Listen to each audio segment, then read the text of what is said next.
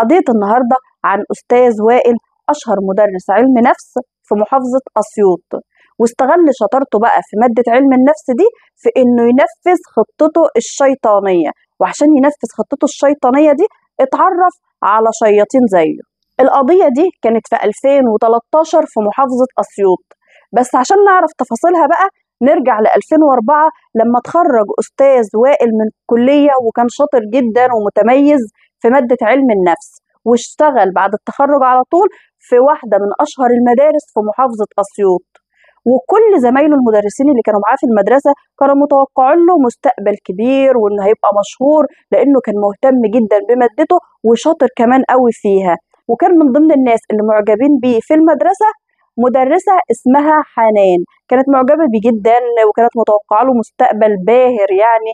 وهو كمان بدأ يعجب بالمدرسة حنان لأنها مؤدبة وجميلة بشهادة جميع المدرسين زمايلها.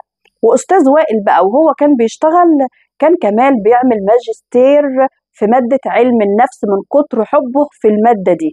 وبعد فترة بقى من تعرف أستاذ وائل على أستاذة حنان يعني، وكانوا معجبين ببعض، أستاذ وائل اتقدم لحنان وحنان وافقت على طول وتم الجواز ما بينهم.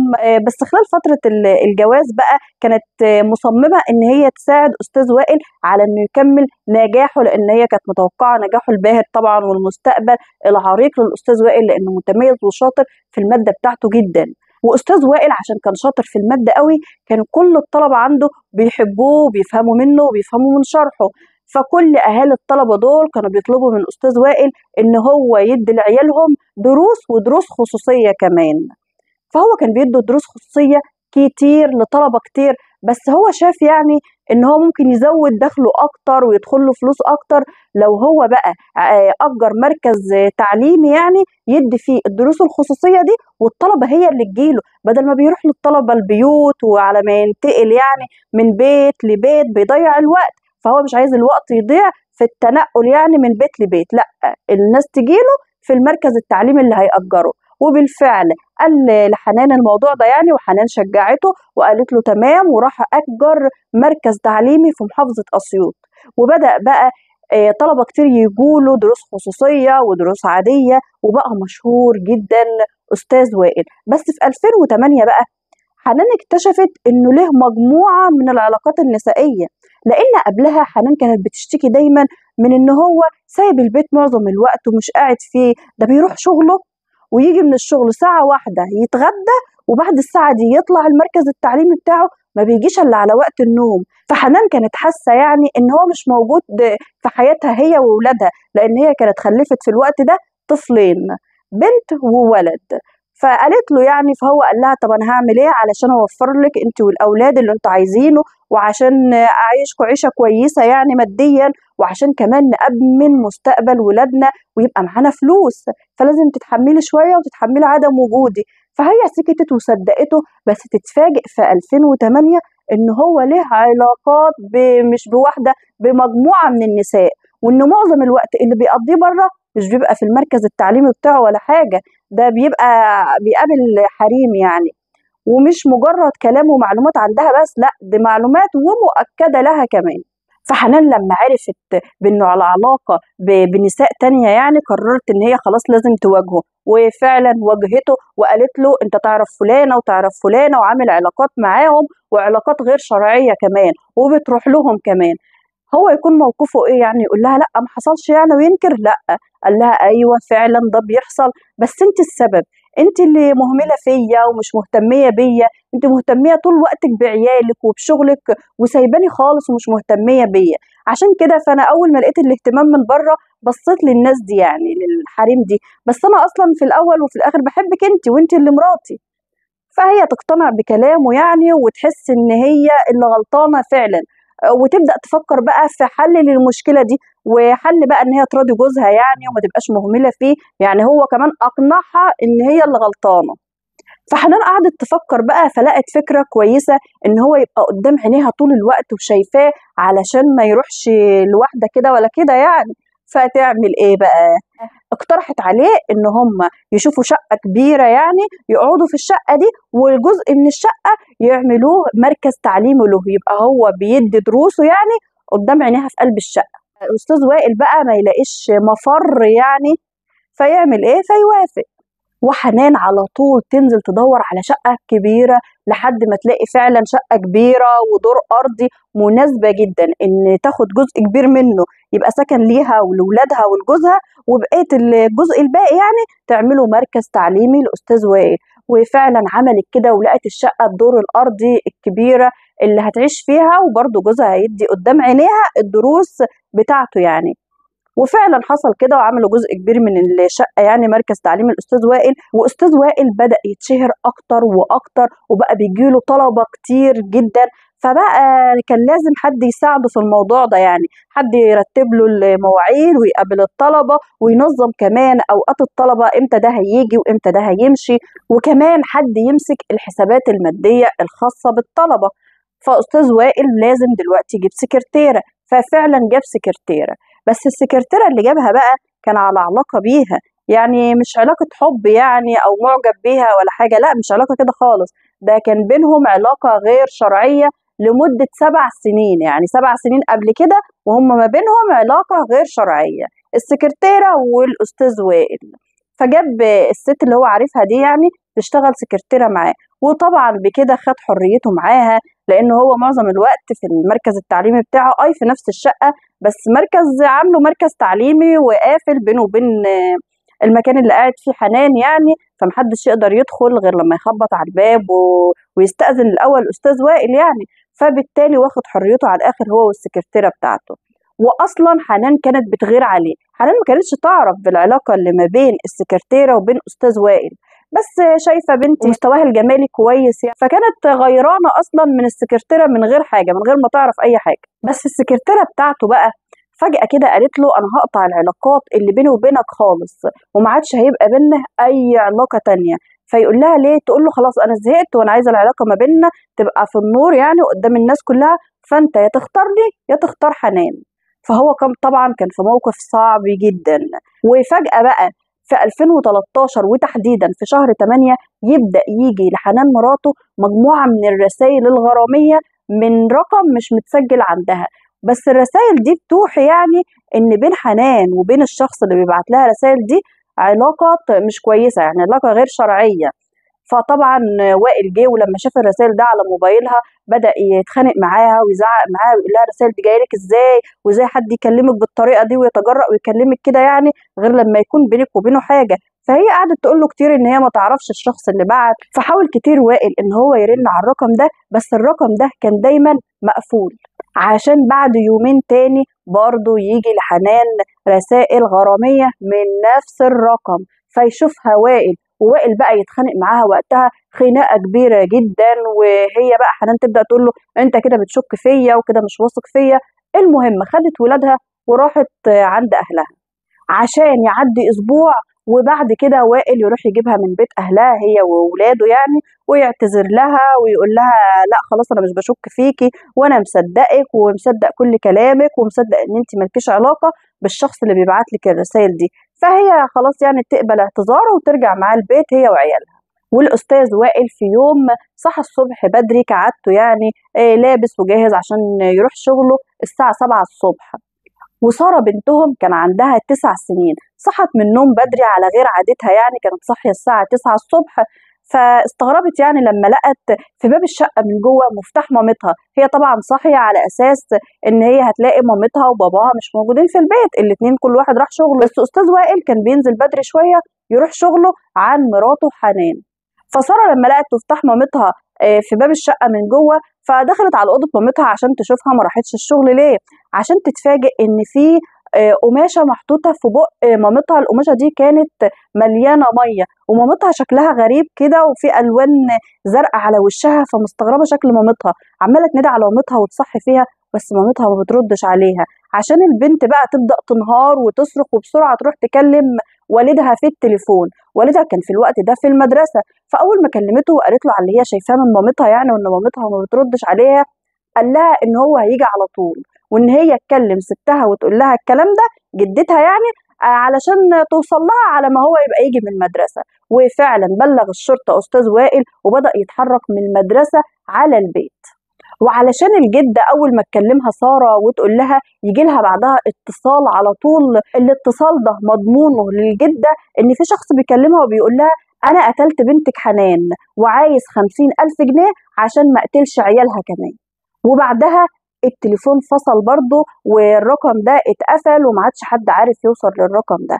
فالجدة طبعا بدأت تتحرك برضه وتروح على بيت بنتها حنان، ووصل رجال الأمن ومعاهم فريق من خبراء البحث الجنائي وبدأوا يعملوا معاينة على الشقة كلها. فلاحظوا إن مفيش أي آثار عنف في الشقة، ولا على باب ولا على شبابيك، والشقة كانت دور أرضي بس مفيش أي آثار عنف على أي حاجة.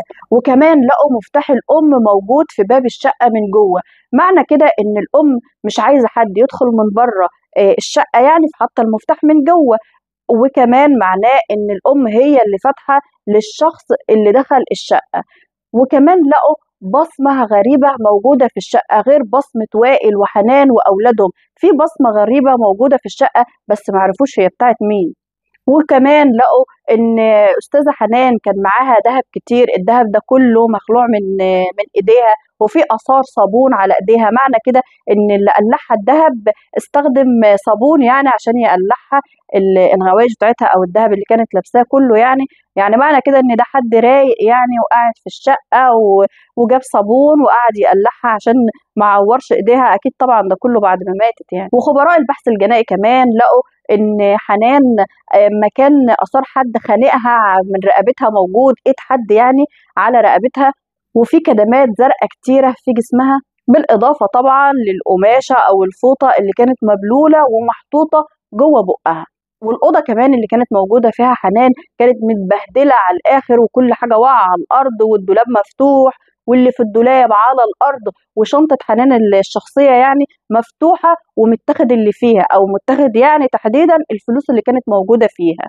وطبعا التشخيص المبدئي للجريمه اللي بنتكلم عنها ان دي جريمه سرقه بهدف السرقه، لان الذهب مسروق والفلوس اللي كانت موجوده في شنطه حنان وفي الاوضه مش موجوده الفلوس دي كلها. وجريمه السرقه منطقيه ليه بقى؟ لان استاذ وائل كان معروف ان هو غني وكان بيدخل له فلوس من المركز التعليمي بتاعه يعني يوميا، والفلوس دي بيشيلها في البيت، فجريمه السرقه في الجريمه دي يعني اللي بنتكلم عنها منطقيه. عشان تبدأ التحقيقات مع كل زمايل أستاذة حنان في المدرسة وكل يشهد لها بالأدب والاحترام وبأخلاقها الكويسة جدا، ويبدأ التحقيق برضو مع جوزها وائل عشان وائل يقول إيه بقى؟ يقول إن هي كانت كويسة جدا وإن هو ملوش أعداء ولا هو ولا مراته حنان، عشان وائل يبدأ يقول إن في حاجة غريبة يعني حصلت، هي دي الحاجة الغريبة الوحيدة اللي حصلت، إن في واحد بدأ يبعت رسائل غرامية لمراته على الموبايل من رقم مش متسجل على موبايل مراته يعني. ولما هو واجهها بالرسائل دي يعني قالت له ان هي ما تعرفش مين اللي بيبعت الرسائل دي، اللي بيحقق مع استاذ وائل حس من استاذ وائل ان هو عايز يقول ان مراته ممكن تكون كانت على علاقة بحد والحد ده هو اللي عمل فيها كده.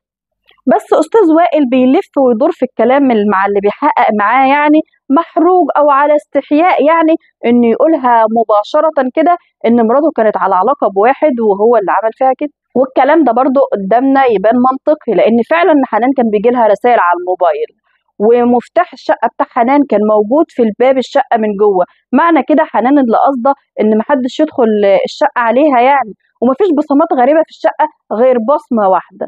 فبرضه كلام أستاذ وائل منطقي، بس الشرطة برضه ما تقتنعش بكلام أستاذ وائل، مش موضوع ما تقتنعش، الشرطة لازم تعمل تحريات كاملة عشان تعرف أصلا دي بصمة مين، عشان من التحريات اللي عملتها الشرطة عن حنان يعرفوا إن حنان دي كانت محترمة جدا وملهاش أي علاقة بأي شخص تاني غير جوزها، ومستحيل يبقى لها علاقة مع شخص تاني يعني لأنها كانت محترمة جدا.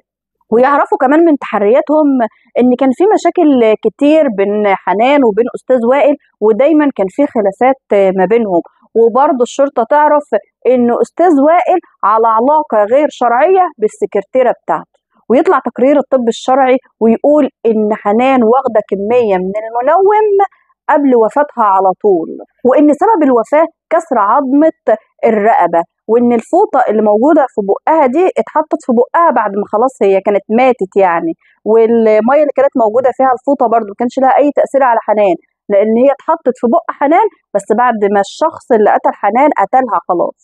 وان فعلا الصابون اللي موجود على ايدها حنان يعني كان بهدف تقلعها الحاجات الذهب اللي كانت لابساها بسهوله يعني. وان اللي اتسرق من شقه حنان هو الذهب ده، وكان في ذهب كمان في الدولاب بتاع حنان اتسرق، وكان في 1000 جنيه في شنطه حنان الشخصيه ده برضو اتسرق كمان.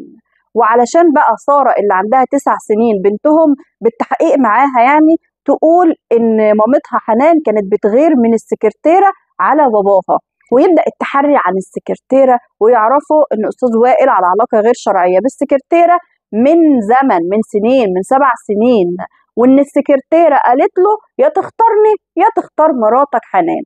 فمن هنا بقى قبل تنفيذ الجريمه دي ب4 شهور وهو بيخطط هيعمل ايه عشان ينفذ جريمته ويخلص من مراته، لان هو كان مسيحي فما ينفعش ولا يطلق حنان ولا يتجوز السكرتيره بتاعته، فكان عايز يخلص من حنان علشان يفضلوا الجو يعني قدامه هو والسكرتيره ويتجوزها. وعمل التحري كامل على الارقام، الرقم اللي كلم والده حنان والرقم اللي كان بيبعت الرسائل لحنان، عشان يعرفوا ان الرقمين دول من ساعه ما تم شرائهم يعني ما حصلش بيهم اي مكالمات ولا اي رسائل غير الرسائل اللي وصلت لحنان، الرسائل الغراميه دي، والخط الثاني المكالمه الوحيده اللي حصلت منه كانت لوالده حنان. يعني الارقام دي تم شرائها علشان الرسائل وعشان المكالمه اللي توصل مامة حنان بس. وباطلاع الشرطه على سجل المكالمات بتاع استاذ وائل يعرفوا ان يوم الحادثه كلم الساعه 6:15 الصبح واحد سمكري اسمه محمد خلف. فبمواجهه استاذ وائل بالمعلومه دي لقوا استاذ وائل متلقلق كده في الكلام وهو بيرد عليهم يعني، بس برضه كمل كلامه وقال ايوه دي مكالمه عاديه، انا كنت بكلم السمكري علشان كنت اودي له العربيه بعد ما اخلص شغل، لان انا عارف السمكري ده ودايما بعمل عنده شغل السمكره اللي موجود في العربيه. فرد برضه بثبات وبرضه كلامه مقنع، مفيش برضه دليل على استاذ وائل. بس بالرغم من ان اجابه استاذ وائل يعني منطقيه، ممكن يكون فعلا هو كان بيكلمه عشان اعمال السمكره، بس الشرطه كانت شاكه في استاذ وائل وتم التحفظ عليه. وفي نفس الوقت قبضوا على محمد خلف السمكري، لان محمد خلف السمكري ده اصلا له سوابق اجراميه، علشان اول ما يبدا التحقيق مع محمد خلف السمكري يعترف ويقول كل حاجه، ويقول استاذ وائل هو اللي مسؤول عن كل حاجه، وهو اللي كان مخطط لكل حاجه، وهو اللي كان مخطط لقتل مراته، وهو اللي قتل مراته كمان. يبدا يقول بقى ان استاذ جه عرض عليه ان هو يديله مبلغ مادي يعني مقابل انه يقتل مرات واحد صاحبه، والمبلغ ده كان 2000 جنيه، بس مش 2000 وبس، قال له يعني انت هتاخد ال 2000 جنيه وتقتل مرات صاحبي، وكمان هتاخد كل الذهب اللي موجود في ايد مرات صاحبي وهي معاها ذهب كتير، وكل الذهب اللي هتلاقيه في الاوضه اللي انت هتدخلها او فلوس خدها ليك. فيبدا محمد خلف بقى يفرح بالكلام ده، وبما ان يعني محمد خلف ليه سوابق اجراميه فحس من استاذ وائل ان هو يقصد مراته مش مرات صاحبه ولا حاجه.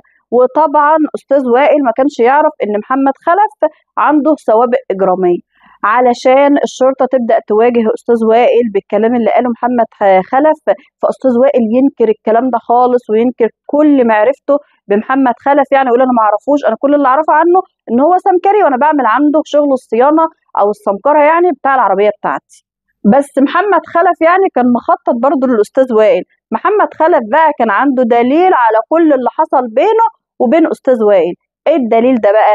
ان محمد خلف كان مسجل كل المكالمات اللي كانت في التليفون بينه وبين استاذ وائل، حتى لما كانوا بيتقابلوا مع بعض يعني كان بيسجل لاستاذ وائل بالصوت يعني. بس محمد خلف ما كانش في نيته يعني ان هو هيبلغ عن استاذ وائل ان هو قتل مراته ويكشف الجريمه، لا، ده هو كان بيسجل المكالمات دي والمقابلات بيسجلها صوت، علشان بعد كده وبعد ما الجريمه تخلص يعني يبدا يهدد استاذ وائل ودايما ياخد منه فلوس.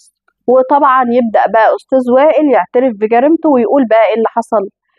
ان لما السكرتيره بتاعته خيرته ما بين مراته وما بينها، فهو ما كانش قدامه حل تاني يعني، بما انه مسيحي ما يقدرش يطلع حنان وما يقدرش يتجوز السكرتيره بتاعته، فما كانش قدامه حل غير ان هو يقتل حنان، مع ان حنان دي كانت محترمه جدا والكل شهد لها بان هي كويسه وجميله كده زي ما انتم شايفينها في الصوره، بس هو كان متعلق اكتر بالسكرتيره بتاعته وخايف ان السكرتيره بتاعته يعني تقطع علاقتها بيه. فقرر بقى ان هو يخطط لحنان. اول حاجه طلع على جبل موجود في اسيوط بيعيش فيه ناس هناك يعني في منطقه اسمهم المطاريد، ودول بقى بيقتلوا يعني مقابل مبالغ ماديه كبيره. لما راح لهم يعني علشان طبعا هو بخيل جدا يعني، فعرض عليهم مبلغ مادي بسيط جدا، فمرضوش حتى يقابلوه لما عرفوا المبلغ اللي هو عرضه عليهم يعني. فهو نزل بقى من على الجبل وفكر ان هو لا، مش لازم المطاريد اللي بياخدوا فلوس كتيره ده، ما هو بخيل بقى، عايز حد يخلص له موضوع القتل ده بمبلغ قليل خالص يعني. فراح طبعا، كان عارف محمد خلف السمكري وعارف ان هو ظروفه الماديه على قدها وانه مديون يعني وعليه فلوس، فقال لي يروح يكلمه انه يقتل له مراته يعني مقابل مبلغ مادي، والمبلغ ده كان 2000 جنيه، ومحمد خلف وافق. فاستاذ وائل بقى كانت اول خطته ان هو يبدا يدي لمراته منوم. فقال لها ايه؟ قال لها ان انت طول الليل وانت بتنامي جنبي بتبقي قلقانه وبتقومي مفزوعه من النوم وتقومي مخضوضه كده كل شويه، فانت كده يبقى عندك ارق في نومك يعني وقلق، فانت لازم تجيبه منوم من الصيدليه وتاخديه علشان الفتره اللي تناميها وانت مرتاحه.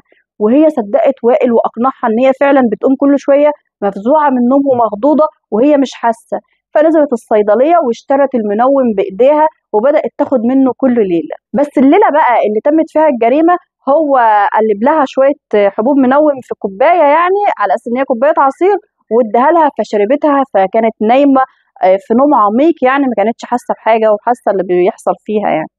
والساعه 6:15 الصبح يوم الجريمه، استاذ وائل فتح لمحمد خلف باب الشقه ودخله اوضه النوم عند مراته اللي مفروض نايمه يعني. محمد خلف قال ايه بقى؟ قال هو لما دخل على حنان لقى جسمها ازرق يعني، وعلى وشها علامات زرقاء، ولقى ان في علامات ايدين خنق على رقبتها. فهو حس وقتها ان هي اصلا ميته، وان وائل مموتها ومخلص عليها وجايبه كده كمنظر يعني او روتين عشان يبقى هو ما نفذش الجريمه بايده، ده جاب حد ينفذها له يعني. وقال ان وائل جاب له فوطه مبلوله ميه وقال له خد موتها بالفوطه دي. فانا اخدت الفوطه وحطيتها في بقها على اساس اشوفها ميته ولا عايشه يعني، عشان لو عايشه موتها، بس لقيتها ما بتتحركش ومفيش اي رد فعل للفوطه اللي انا حطيتها في بقها، وحتى الميه اللي نازله من الفوطه عليها مفيش اي رد فعل من حنان على الميه اللي نازله عليها، فعرفت ان هي ميته. فقلت احسن هو كده مموتها بايده وانا كده ما يبقاش عليا اي جريمه، او انا ما بقاش ارتكبت جريمه يعني. وبدا طبعا يقلعها الذهب اللي في ايديها، فقال له وائل ان الذهب تقليعه صعب، فوائل راح الحمام جاب له صابونه عمل ايد مراته بالصابونه يعني، وبدا محمد خلف يقلعها الذهب، وخد الفلوس اللي كانت موجوده في شنطتها، وخد الفلوس والذهب اللي كانوا موجودين في الدولاب، وبعد كده مشى من الشقه. بس قبل ما يمشي حصل حاجه كمان، ان ابن حنان صحى من نوم حوالي الساعه 7 الصبح، فشاف والده فقال له انا داخل ايه اكمل نوم عند ماما يعني، هنام جنبها على ما تصحى تروح شغلها، ابنهم الصغير يعني، عشان والده يقول له لا ده ماما نايمه واحنا لسه بدري قوي، انت ايه اللي مصحيك دلوقتي؟ وسيب ماما نايمه ومرتاحه، لو عايز تشوف ماما تعالى بص عليها وبعد كده ادخل نام في اوضتك. فالولد وافق. فطبعا استاذ وائل خب على جنب كده في الاوضه محمد خلف، وخلى الولد الصغير يشوف مامته ان هي نايمه ومتغطيه يعني، ووقتها هو كانت اصلا حنان مقتوله لما ابنها شافها الصغير، فشاف ان مامته نايمه ومتغطيه، فالولد قال يسيبها ونايمه مرتاحه يعني زي ما باباه بيقول له، ودخل كمل نوم في اوضته. وعلى الساعة 7 كان مخلص هو ومحمد خلف كل حاجة، وقال لمحمد خلف انزل استناني في مكان معين يعني حددوه مع بعض على ما اجيلك. واستاذ وائل نزل من شقته على طول ورا محمد خلف، وراح بقى يثبت حالة قدام مجموعة من الناس كده علشان يبقى ظاهر ان هو ما كانش موجود في البيت وقت قتل مراته او وقت ما مراته كانت موجودة في الشقة. يعمل ايه بقى استاذ وائل؟ اول حاجة يعملها بعد ما يركب عربيته يروح يجيب عيش، فيتخانق مع بتوع العيش بتوع الفرنة يعني، ويقول لهم العيش النهارده مش كويس وشكله مش حلو، ويتخانق معاهم عشان يثبت حالة ان هو موجود وظاهر اهو للناس كلها. وبما ان الناس في البلد معظمها عارفين استاذ وائل ومشهور يعني لانه مدرس شاطر والناس كلها عارفينه، فيبقى باين قدام الناس كلها ان انا كنت في الوقت ده بشتري عيش. وبعد كده يطلع على البنزينة فيلاقي فيه طابور على البنزينة، فيقول لهم انه متاخر على المدرسه، ويبدا يتخانق مع الناس كلها اللي موجوده في الطابور ده، يقول لهم انه مش هيستنى ولازم يمون العربيه بتاعته دلوقتي عشان متاخر على مدرسته. برضه اثبات حاله يعني. وبعد كده راح لمحمد خلف اداله الخط وقال له يكلم والده حنان ويقول لها ان انا قتلت بنتك وانت يا تجيبي لي 50,000 جنيه يا اما هقتل عيالها كمان.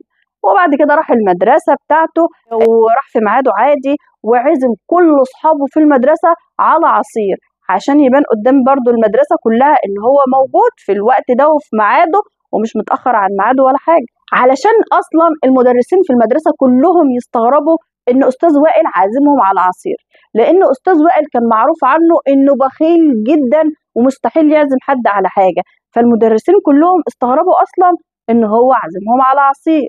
وبعد كده تم الحكم على استاذ وائل وعلى محمد خلف بالاعدام. وطبعا حنان وعيالها ما ذنبهمش اي حاجه في القصه اللي قلناها دي، غير ان هي اتجوزت واحد ما عندوش ضمير، واستغل كمان التعليم بتاعه وشطارته في ماده علم النفس، وانه خد فيها ماجستير في انه يخطط خطه من وجهه نظره شافها جريمه مسبوكه، يعني جريمه كامله، وهو اصلا اللي كان قاتلها بايده وخانقها بايده قبل ما محمد خلف يجيله اصلا الشقه.